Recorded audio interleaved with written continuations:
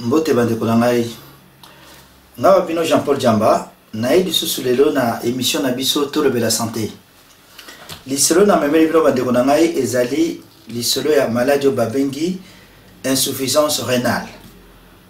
Mais avant na banda koloba makambo insuffisance rénale aiguë na insuffisance rénale chronique na na ibisa bino ka mukeke organo babengi rein. Il faut na loba mukena en français pour et comment en français. Le rein, organe vital qui a pour fonction principale de filtrer les déchets de l'organisme qui sont ensuite éliminés dans l'urine. Avec l'âge, cette fonction rénale se dégrade, mais le processus peut être accéléré en cas d'hypertension artérielle ou de diabète. Or, la maladie rénale évolue à bas bruit. Sans prise en charge, elle conduit à des traitements lourds, comme la dialyse ou la greffe de rein, selon le professeur Jacques Boffa, néphrologue à Paris. Donc, Ngolo Bake, malade tozolo belalelo, eza maladie ekozala na yo, e umeli e vandi bambule bele na zoto. Sans koyeba. Mingi ezaka mwa fatigue moko boye, orobika no ekozala musala, ekozala po na zana ba souci, ekozala po na bana. Donc, ekozala malembe 1, 2, 3, 4, 5, 6 ans, muke ndenge tokomona. Siko bande konangai ndenge nini rein esalaka. Na banana kosala mwa anatomie muke, rein ezali ba eteni mibale ya nzoto oyo toza nango, eza na sima ya mokongo na biso. Eza entre colonne vertébrale, eza juste vraiment avant koma na nzela okoma na masoko, eza na sima na ba hanche.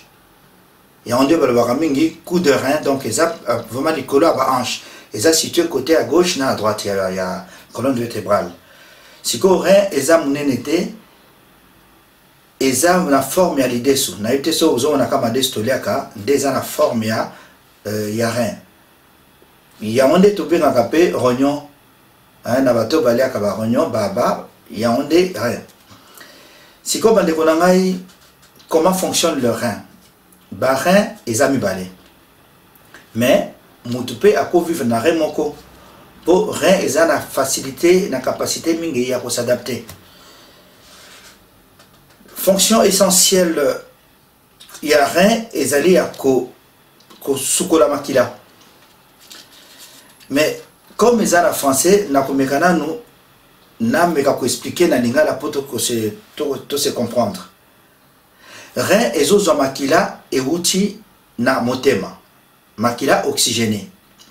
Makila wana ezokita na ba artère rénale. Ce qui est commis na ba artère rénale, makila wana ebandi ko circuler na ba vaisseau. Kande to monaki na ba maladie mususu. Et donc na ba artère et ke na ba veine, ti et ke na ba vaisseau ya mike ba misisa ya mike. Siko soki commis na misisa mike, moi rein moko muke lisusu ezaka wana o bazo benga unité principale, il y a rein au bazo benga néphron. Néphron wana siko ezali rein ya muke, rein en miniature. Donc ya onde eza élément essentiel ya rein, néphron. Néphron wana siko yo na rein moko eza 1 million. Siko yo néphron eza formé na o babengi glomérule. Place makila misisa mike makila zo beta pour transformer échange wana capillaire et sanama. Donc place wana de filtration et salama. Donc au moni rôle la rein de la ebisibino pour comment na émission rôle la rein au principal des apona ko filtrer au moni kiyungulu. Donc yango wana donc makile koti rein et sali musala na kiyungulu. Après makila ya bien babilo kwa moni azanango na utilité pour na zoto azongi sama la circulation ba déchende abimisiamo toromona. Alors si ko glomérule wana ezo filtrer les sous mai ba sels minéraux ba calcium ba acide aminé et puis les ba déchets et bois côté mususu. Si ko ba déchets ere komaka eke na o ba bengi tubule les années titio. siko tio wana nde ezomema mai na bamatériaux baminéraux oyo rein amoni eza utile mpona nzoto na biso azongisi yango na circulation sikoyo areabsorbe lisusu mai azongisi yango na circulation sikoyo mai oyo biloko amoni inutile amemi yango sikoyo na entonnoir eloko moko babengi bazobenga bassine na kombo nango bassine wana eza neti entonnoir ememi yango sikoyo bosoto wana omoni makila ese transforme nyonso ekomi na déchet ekomi masuba masuba sikoyo ekiti na bassine ere ekokoma na bassine towana deux élans deux tuyaux oyo bazobenga ureter yango sikoyo ureter wana ememi masuba ti na vessie sikoyo nyonso wana ezoleka goutte à goutte ere ezokoma na entonnoir wana masuba ezotanga goutte à goutte ti eleki na batio mibale wana ekovanda na vessie vessie sikoyo so toyoki mposa nde tobimisi déchet wana oyo tobengi masuba physiopathologie normalement rien ezofonctionne ndenge wana sikoyo bairi donc en gros masuba ezali makila bafiltre na rein mutu nyonso akosuba na mokolo moko 1,5 litre ya masuba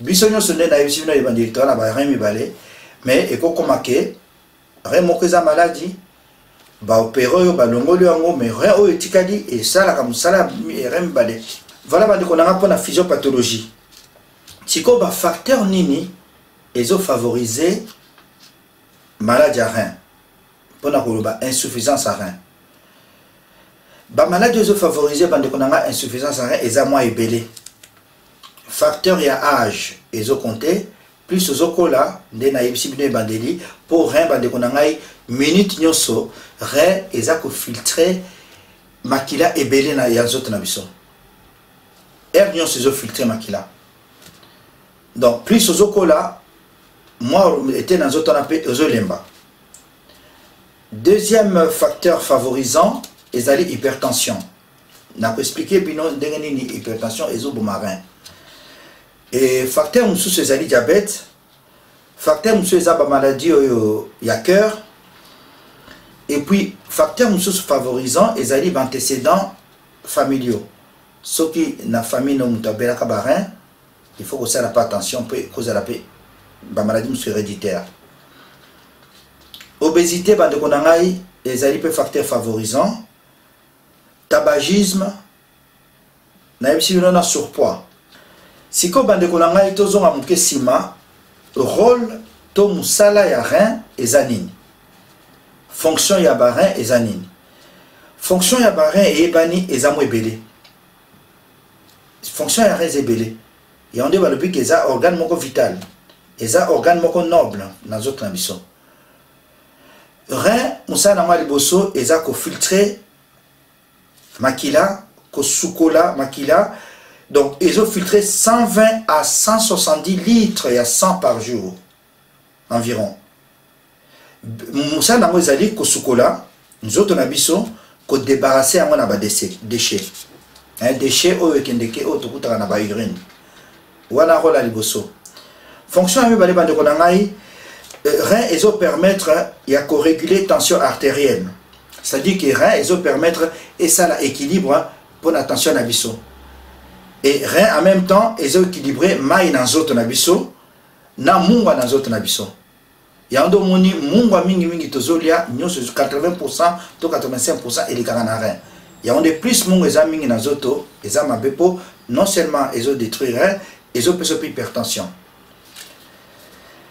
rôle mosusu ezali ko éliminer ba toxine ba déchets nyonso na nzoto rôle mosusu eza ko contrôler électrolyte hein, donc ils ont participé à former hormones au babengi OPO où ils ont stimulé la moelle osseuse pour la production de globules rouges donc ils ont maintenir ils ont rôle pour maintenir pour la santé na biso ya mikuwa donc nous sommes donc ba rôle ya rein eza ebele na yango dysfonctionnement nyonso ya rein nde ememaka insuffisance il y a rien au babin à insuffisance rénale n'a pas une différence entre chronique et aiguë.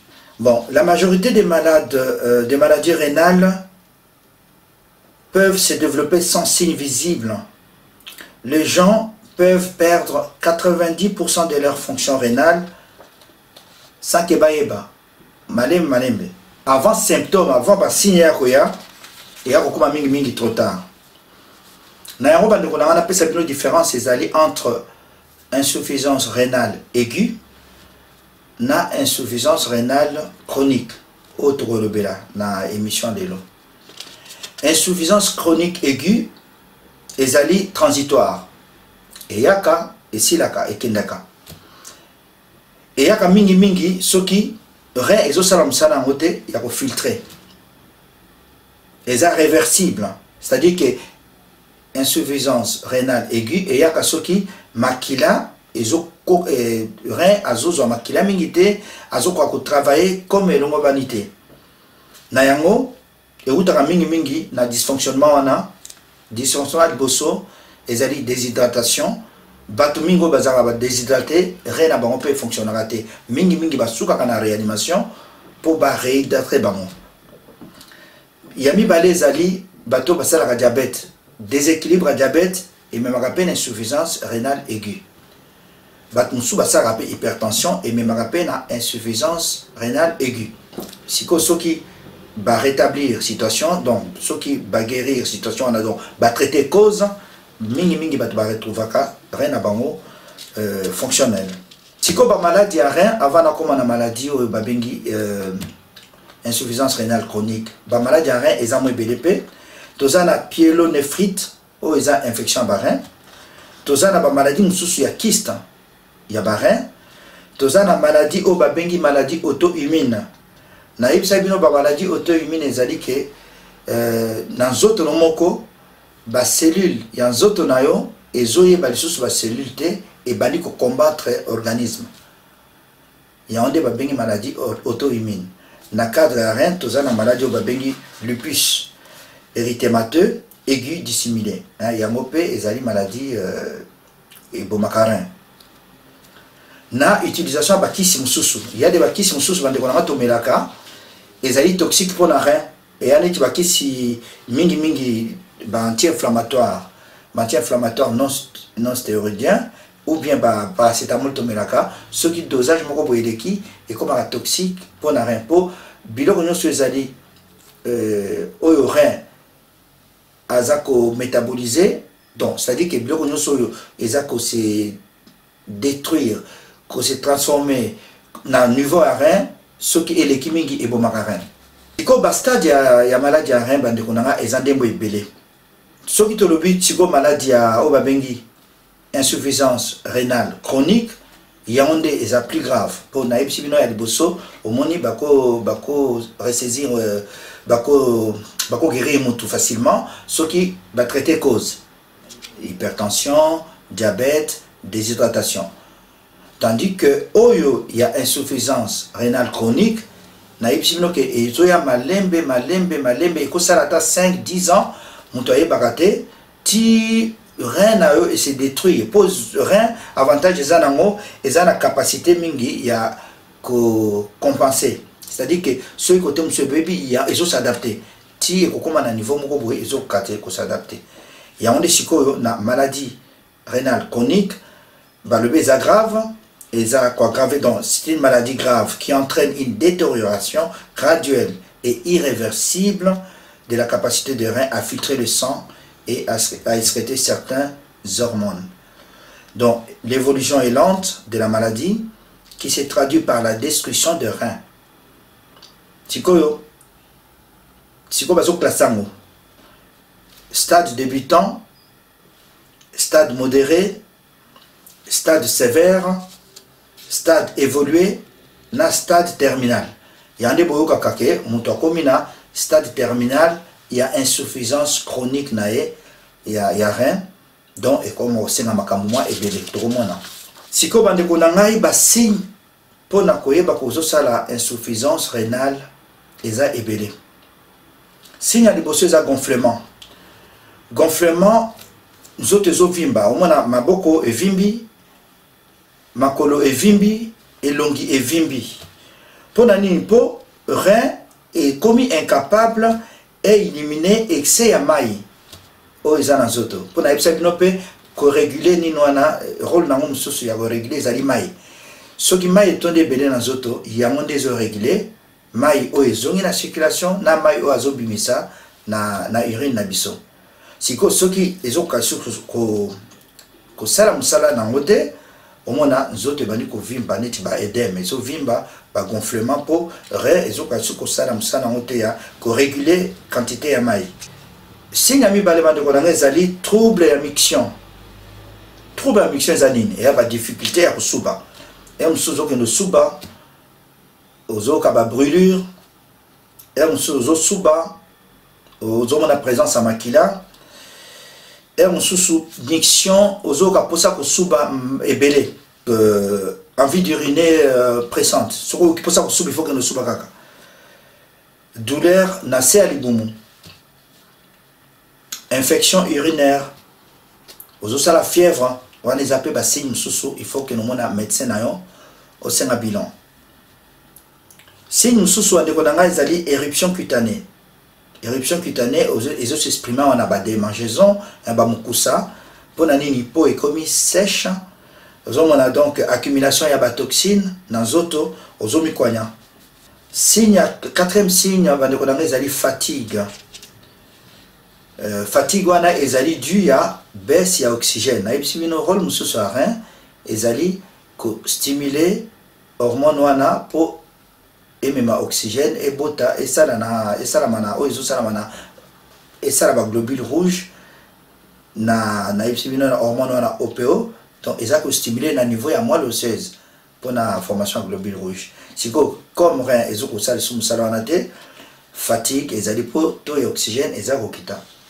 Bato mosusu baza na malili bato mosusu baza na stress baza na ba crise ya panique ba palpitation ekozala mpe problème ya rein nayebisi bino mpona essoufflement gonflement sikoyo essoufflement cause nini signe mosusu ya mibale apart gonflement ezali essoufflement donc essoufflement ezali pema signe mpe ke rein ezokoka lisusu kozwa oxygène mingi te omona osali mo effort moke pema omona ata ovandi oza essoufflé donc accumulation ya mai na poumon nayebisi bino lisusu rôle ya rein mosusu ezali koregule tension na mai mpe signe mosusu bandeko na ngai ezali changement ya goût na monoko erezoli ya biloko ozoka goût eza lisusu goût moko te et puis haleine désagréable solo monoko ozoka ezobima neti odeur ya ammoniac na monoko.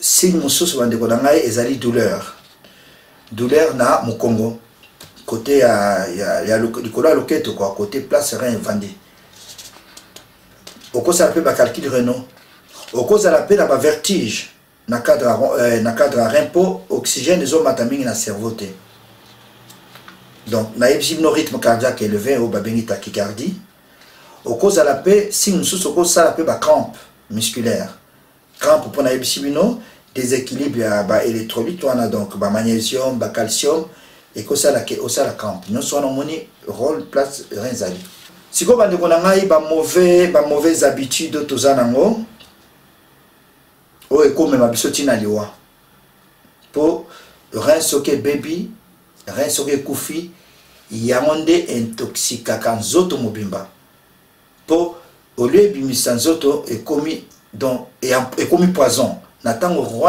rein ezoko kosala mosala yango te ekomaka poison sikoyo poison wana nde intoxikaka nzoto mobimba nde ememaka biso ntina liwa sikoyo mpona koevite bamauvais habitude wana il faut soki okoki mposa kosuba kozela te il faut pas retarder l'envie d'uriner po plus ozobloke kosuba rein ezosala mosala ezosouffrir donc ezotinda donc ti ekosala balésion ti ekozokisa rein ne pas boire donc soki ozomela mai mingi te eza mpe bien te conseil bapesaka bato ezali 1 litre à 1 litre et demi par jour po rein eza na besoin ya mai mpe po fonctionnement nango soki ozokonsome il faut éviter de consommer mungwa mingi pour 95% ya sodium ya mungwa consommer dans autres nabiso ezo le canarin donc plus ozolia mungwa plus ozo pesa rein non sala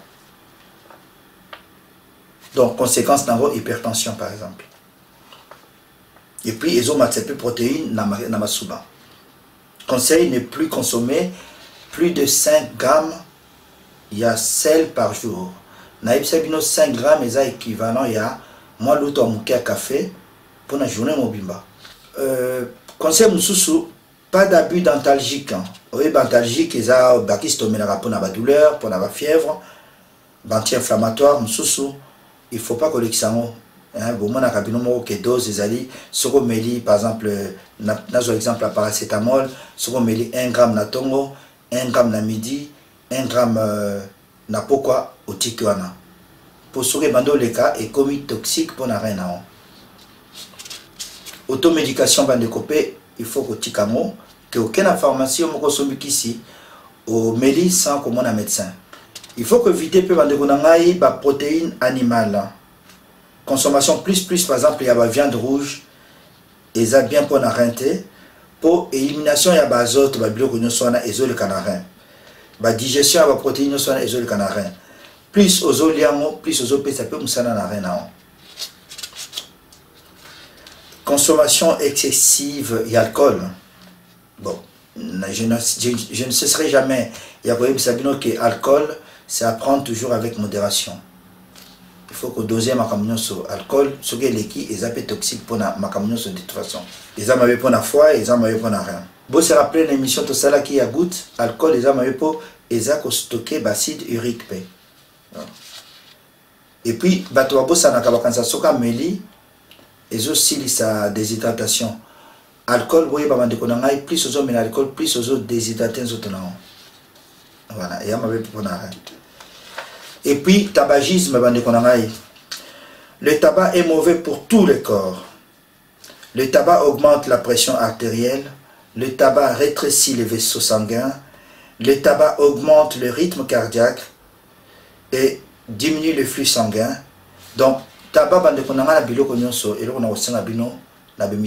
pour émission objectif de prévention. Comme il est là, comme il est là. Vraiment, qu'on prévenir, c'est ça. Koye ba komi batela boye ba ke bande konanga na makamu nyonso na zoloba tabac eza un avantage moko te na nzoto na biso tabac ezobebisa biso suki ezobima biso miso ezobebisa biso mino ezobebisa biso lolemo ezobebisa biso poso donc eza un avantage moko te na nzoto. Donc le mieux c'est d'arrêter le tabac, arrêter de fumer.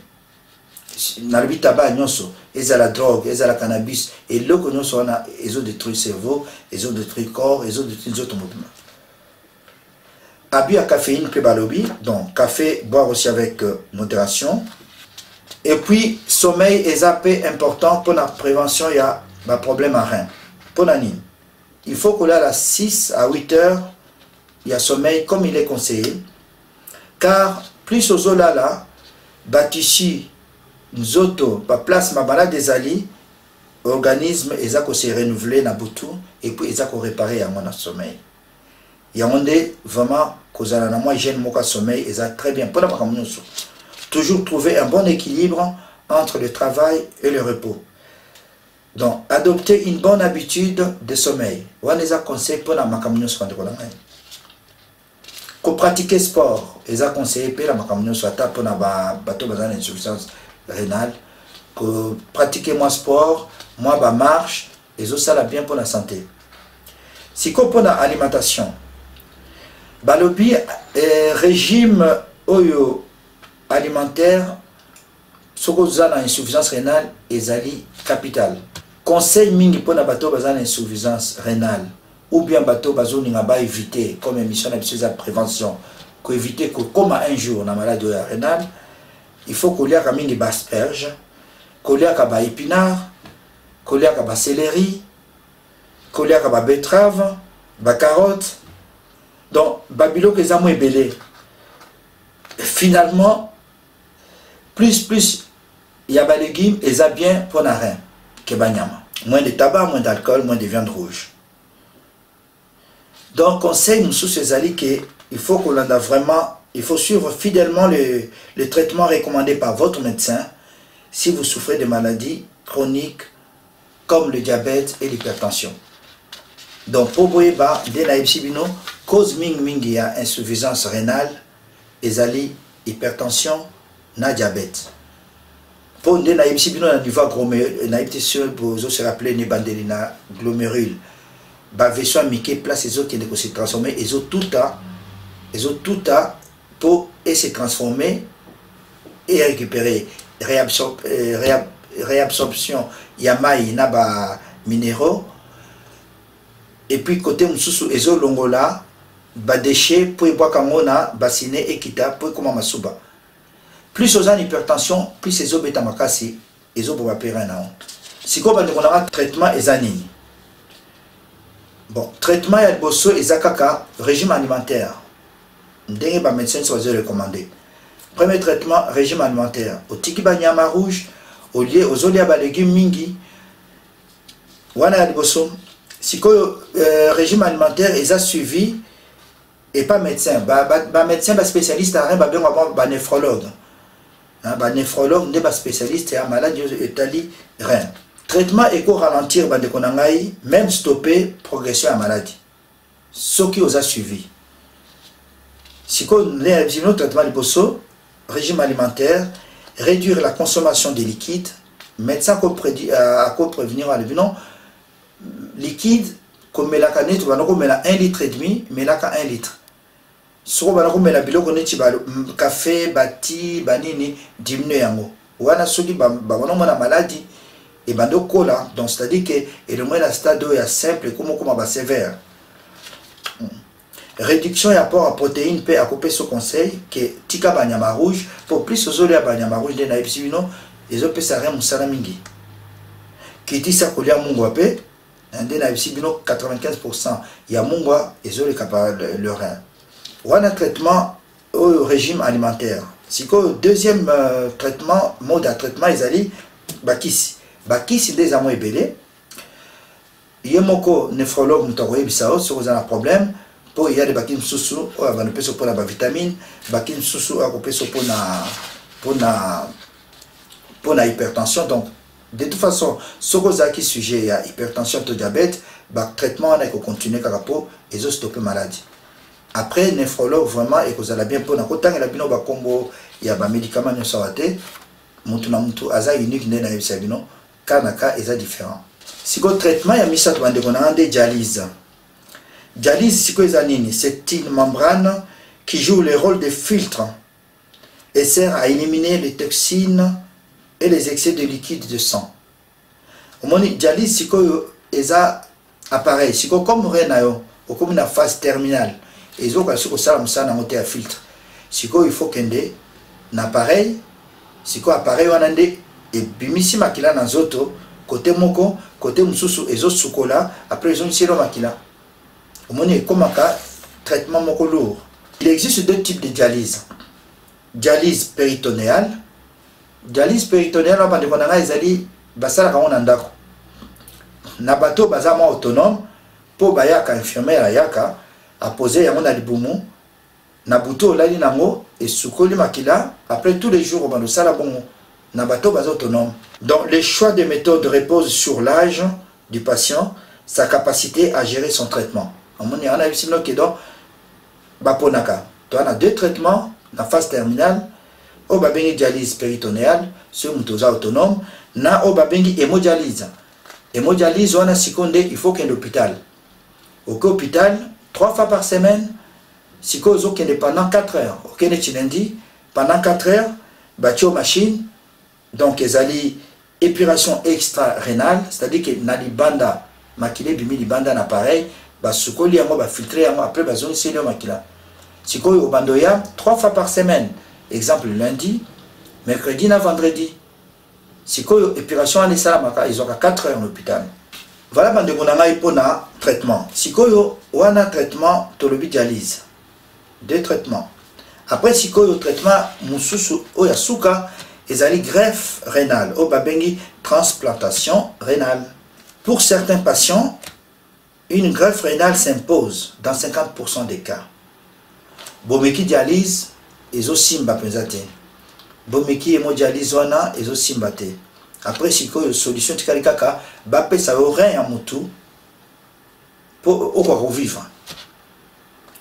siko ba critères ezebele pour ba candidature ezali au moins na mutu bon à partir de 60 ans ti na France à partir de 60 ans bako transplanter même avant ti nage à 75 ans mais ba candidature eza ebele siko ba néphrologue na collège na bango bakotala ba critères ezebele soko zo remplir ba critères wana soki organe monani ba transplanter yo siko rein peut provenir d'un donneur vivant souvent un parent mutu mususu na famille à cause de l'insuffisance rénale phase terminale ndeko moko ya famille nae parent nae cousin cousine tante a proposé bazo rein nae ya mope marchaka mais ezaka 20% na ba donneur na France tu as un problème mingi ya ba donneur ya onde komaka donneur à cause de la vivant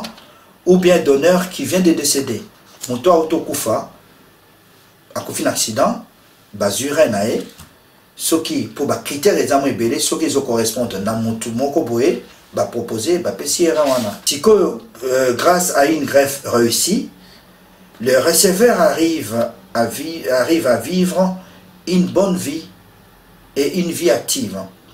70% des greffons sont encore fonctionnels après 10 ans.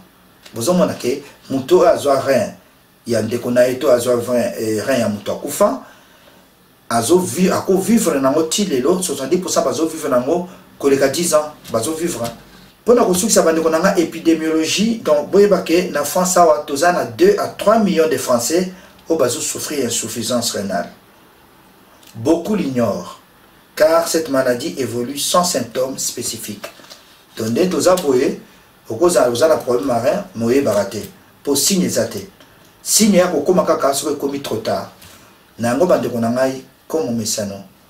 Bongo na ka médecin traitant na bino à partir de 40 ans vraiment il faut attendre une fois par mois et une fois par an ok pas médecin traitant au sengi bilan complet au sengi bilan complet et moka kokomelo otala osuiva kamakambo ba hypertension prise à attention tambala moko na mbula diabète au sali test nao de leucoma au sali test dans les 3 ans 3 mois il est kaki est-ce que ezaki to ezalaki ya commandateur okita donc pour ça là vraiment attention à la santé. La recherche chez Salama, la France est parmi les pays leaders pour la recherche sur le rein. Bazo le la thérapie génétique, na été seul na beté la bino solo, et ça que bazo n'a pas corriger gènes défaillants à partir de la recherche. Bamsou bazo ça la thérapie cellulaire qui basa de façon que régénération ya rein donc tozo de la gaka. Donc on les a la recherche. Na roba de comprendre que sur sakane mama na ngaba na ko bisangai dembaki ndekama nyamase vraiment zoto kolongono leki loso nyama nambis ngana baki na bakisaka na pundu do dembaki ndekama nyamase la jesse nzamba batela biso bakimeza na banda kona biso et comme merci beaucoup.